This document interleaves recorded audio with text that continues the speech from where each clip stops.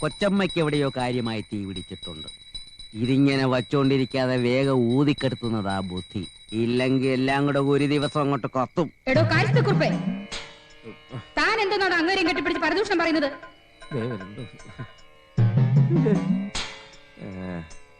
അടിയനൊന്നും പറഞ്ഞില്ലേ?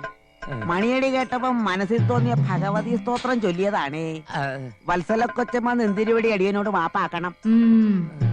താൻ പോയി അർദ്ധരാത്രിത്തെ പൂജയ്ക്ക് എനിക്ക് കുറച്ച് ഫലമൂലാദികൾ ശേഖരിച്ചു കൊണ്ടുവരൂ. ഫലമൂലോ? അതെന്ത മൂലം? ഫലമൂലം. ഫലമൂലാദികൾ എന്ന് പറഞ്ഞാൽ പൂജയ്ക്ക് ആവശ്യമുള്ള പഴവർഗ്ഗങ്ങൾ. ആപ്പിൾ, മുന്തിരി, സപ്പോട്ട, പൈനാപ്പിൾ, സ്ട്രോബെറി, പപ്പായ തുടങ്ങിയ പഴങ്ങൾ. വേഗം പോയി അവയെല്ലാം പറിച്ചുകൊണ്ടുവരൂ. പറിച്ചോണ്ട് വരാൻ ഈ വീടെന്താണ്ട് നിന്റെ ആശ്രമോ? ശൈവഭൂതങ്ങൾ രാത്രി ഫ്രൂട്ട് ജ്യൂസാ കുടിക്കുന്നത്? ഈ രാത്രി നേരത്ത് ഒരു ഭൂതം വിചാരിച്ചാലും ആപ്പിളും മുന്തിരിയും കിട്ടാൻ പോണില്ല. പിന്നെ മാർക്കറ്റിലെ അയ്യപ്പൻ നായരുടെ കട പൂട്ടിയില്ലെങ്കിൽ 1 കിലോ തക്കാളി വാങ്ങിക്കാം. തക്കാളി ഒരു പഴമല്ലേ? പിന്നെ രാത്രി പൂജയ്ക്ക് ഭൂതങ്ങൾക്ക് സാമ്പാർ തന്നെ ആയിക്കോട്ടെ. ആ സാമ്പാർ നിങ്ങൾ കൂടി, ഭൂതങ്ങൾക്ക് അത് വേണ്ട. ഓ നമഃ ശിവായ. അയ്യോ